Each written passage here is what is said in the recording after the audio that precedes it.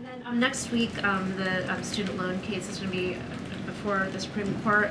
I'm wondering how confident is the administration feeling about its position on that case, and whether there's any sort of backup plan should the Supreme Court not be done. We feel very confident in our legal process here.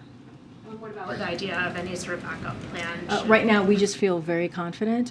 Look, we have to remember what the student loan plan means and why the president put that forward. It's to help tens of millions of Americans, give them a little breathing room, give them an opportunity as we're coming out of this pandemic, this once-in-a-generation pandemic, and folks are remember, one of the reasons we put this forward was because we were going to lift the payment, the loan payment, the student loan payment, to give them a little extra breathing room to make sure that they're able to get back on their feet as they were having to. Some of them had to pay back their student loans, and so this is we see this as an important policy that is going to help millions, again, tens of millions of Americans across the country who need it, who need that opportunity to start a family, who need that opportunity to buy a home. And so it is unfortunate to us that Republicans are out there, Republicans officials across the country are out there trying to stop something, trying to stop a policy that would really help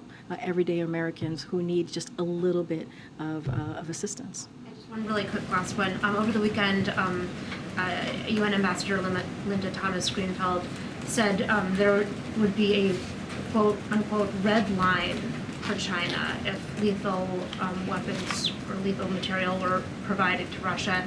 Is that a phrase that the White House would repeat? Is that a phrase that the White House supports using in this? So I'll say that so far it hasn't happened, as I was telling to Peter. I'm not going to talk about what we anticipate or any new indications, but we have been clear with China from the beginning on the consequences and implications of providing this kind of support to Russia. We have been very, very clear about that. I'm just not going to add to any more to that. Go ahead.